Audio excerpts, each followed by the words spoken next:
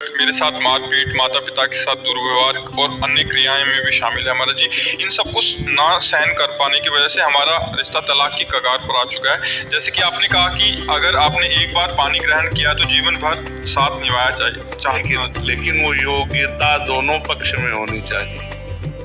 अब कैसे तुम्हें बताएं, अगर वो बच्ची सही आचरण से चले तो एक परिवार को संभाल सकती है।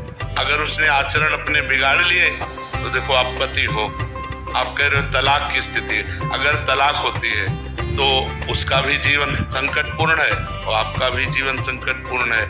तो हमें लगता है अगर छोटे छोटे बच्चों के आचरण पवित्र कराए जाए, उनको व्यसन मुक्त किया जाए, कोई बच्चा व्यसन न करे, तो हमारा जो नवीन भारत की पीढ़ी है ये बहुत बढ़िया हो जाए। अब वो बच्ची अगर नशा न करे, गलत आचरण ना करे, अपने पति से प्रेम करके एक सदगृहस्थी बचा सकती है कि नहीं बचा, पर वो आदत, तुम्हारा जीवन तुम्हारे हाथ में है।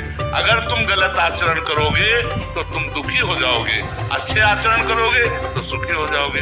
देखो आपके सामने उदाहरण है, वो कह रहा है कि तलाक की कगार पर, क्या ब्याह इसलिए होता है? सदगृहस्थी बिगड़ गई कि नहीं बिगड़ गई? माना तुम दूसरा कर लोगे, तुम दूसरा कर लोगे, लेकिन आचरण अपवित्र हो रहे ना, भावनाएं अपवित्र हो रही ना। अब इन बातों को कैसे समझे? हमारा भारत देश है, इसमें एक बार जिसका पाणी ग्रहण किया, जैसा बच्चा कह रहा है, आजीवन निर्वाह करना, पर दोनों उसकी योग्यता को समझे, पाणी ग्रहण की महिमा को समझे। जैसे माना आज हम वर का वर्णन कर रहे हैं, आज हम किसी लड़की का वर्णन कर रहे हैं, अब हम दोनों गलत नहीं करेंगे, अब दोनों मिलकर हम चलेंगे और अपनी गृहस्थी को बसाएंगे। ऐसे विचार कर लो। चाहिए कि बाल्यावस्था से जब तक ब्याह ना हो तब तक हम कोई गलत आचरण ना करें। चाहिए ब्रह्मचर्य से रहें, धर्म से रहें, कोई नशा न करे, कोई गंदी बात न करें, और जब पति प्राप्त हो जाए बात अलग है।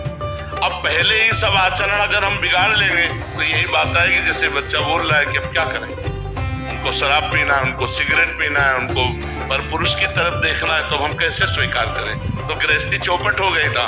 एक वो भी अशांत है और उनको भी अशांत होना पड़ेगा। ऐसा नहीं कि अशांत ना हो, ऐसे आचरण वाले मिल गए तो अशांति पैदा कर देंगे। ऐसे इनसे भी ज्यादा आचरण वाले है ना, ये क्यों?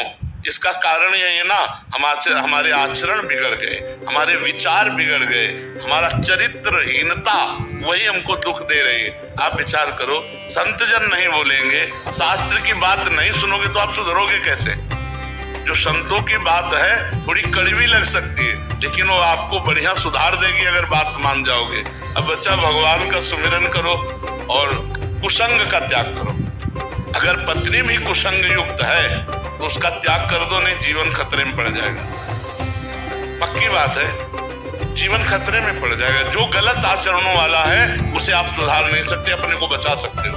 अगर अपने को बचाना है तो आपको संग त्यागना ही पड़ेगा। अगर ऐसे आचरणों से युक्त हो और सुधरने की गुंजाइश ना हो तो तुम भी भैया आनंद से जियो और हमको भी आनंद से जी ले दो।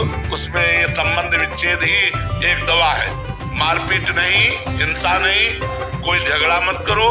बच्चा हो चाहे बच्ची, दोनों को अपने आचरण सुधारने चाहिए। देखो तुम गलत रहे होगे लेकिन तुमको गलत पसंद नहीं है, हमारी बात को पकड़ना। तुम गलत रहे हो लेकिन तुम्हें गलत पत्नी मिले ये तुम्हें चाह नहीं रहेगी, तुम्हें गलत पति मिले ऐसी चाह नहीं, तो फिर तुम गलती को क्यों स्वीकार किया? तुम भी गलत छोड़ो, गलत छोड़ो तो तुम्हें अच्छा पति मिलेगा, गलती छोड़ो तो तुम्हें अच्छी पत्नी मिलेगी और आपका परिवार बढ़िया चलेगा। तो हम छोटे छोटे बच्चों से लेकर नवयुवकों को संबोधन देते हैं, प्रार्थना करते हैं कि आप नशा छोड़िए, नशे से गलत होता है, आप व्यभिचार छोड़िए, आप अपनी पत्नी से प्यार कीजिए, आप अपने पति से प्यार कीजिए। जब तक पति पत्नी का संबंध न हो तब तक ब्रह्मचर्य से रहिए। अब हम क्या कहेंगे? शास्त्र और अध्यात्म जो बोलेगा वही तो हम कहेंगे। जब तक ब्याह की रचना माया से दूर रहने के लिए की है। देखो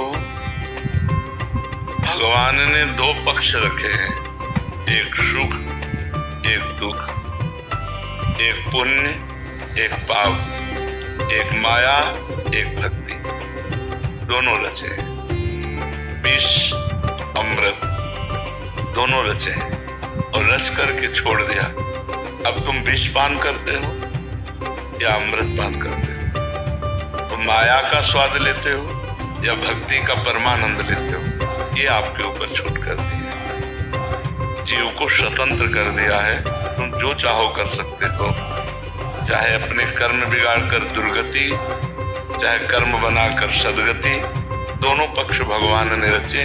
अगर केवल माया ही रचा होता तो फिर प्रश्न था फिर दूरी क्यों बनाए, क्योंकि दूसरा पक्ष है नहीं, तो दूसरा पक्ष भक्ति है जो परमानंद प्रदान करने वाली। अच्छा, माया कोई त्यागने वाली वस्तु नहीं है। माया के कुप्रभाव से, माया में दो भी भाव है, एक अच्छा प्रभाव है और एक बुरा प्रभाव। जैसे माया से रचित ये शरीर है, अब इस शरीर से हम सत्कर्म कर सकते हैं, तो माया का अच्छा प्रभाव हुआ कि नहीं? हमारी वाणी है, माया ही तो है, इससे हम मृदु बोले, सत्य बोले, हितकर बोले, तो माया का सदुपयोग हुआ कि नहीं हुआ? अब हमारे पास सुंदर भोजन है, उस भोजन को भगवान को भोग लगाया, किसी भूखे को पवा दिया, हमने भी अपनी भूख मिटा दी, तो सदुपयोग है कि नहीं? अब हम भूख मिटाने के लिए दूसरे जीवों की हत्या करें, अब माया का दुरुपयोग हो रहा है, अब तुम्हारी दुर्गति हो। हमारे पास इतने सुंदर सुंदर पेय पदार्थ हैं, सुगंधित, पौष्टिक, बुद्धिवर्धक, जरूरी मदिरा पियो? इतने सुंदर 56 भोग बनते हैं, जरूरी है तुम जीवों को काट करके उनका मांस खाओ? तो माया के दो पक्ष हैं, एक अच्छा और एक बुरा। तो बुरे पक्ष का त्याग करना, जैसे माया का पक्ष एक काम भोग है। अगर काम भोग हम अपनी पत्नी से करते हैं सही है, लेकिन दूसरे की स्त्री से करते हैं गलत है। अगर काम भोग ना हो तो संतान की उत्पत्ति ना हो, सृष्टि न बढ़े। ये तो भगवान की द्वारा रचित है, कोई हमारा तुम्हारा रचित तो नहीं, लेकिन उसका सही दिशा में प्रयोग हो।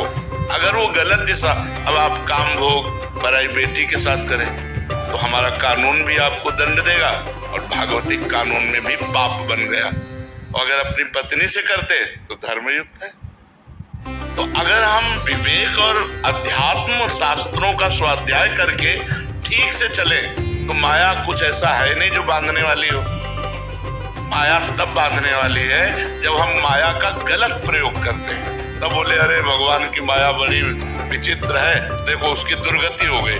दुर्गति माया ने नहीं की, हमने गलत माया का प्रयोग किया। माया का मतलब ये रचना जितनी देख रहे हो, अब इस रचना में सही ढंग से चलो, आप गलत क्यों चलते हो?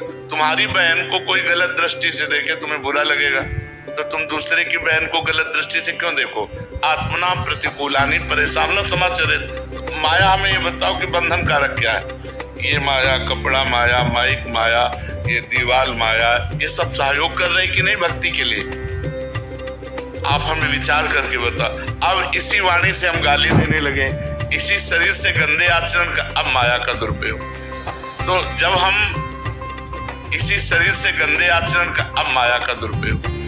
तो जब हम दुरुपयोग करते हैं माया का, जैसे पैसा है, पैसा से किसी गरीब की सेवा कर देना, भूखे को भोजन, वस्त्र नहीं तो वस्त्र दे देना, किसी बीमार की औषधि करा देना, 10-5 हजार लगा दिए। वही 10-5 हजार होटल में शराब और गंदे आचरण में लगा दिए, वो दुरुपयोग हो गया, ये सदुपयोग हो गया। माया का दुरुपयोग निषेध है, सदुपयोग करना चाहिए। आप हमें बताओ माया कहाँ बंधनकारक है? कब आपको आकर के माया ने पकड़ा? हमें बताओ ना, कहाँ क्या माया है?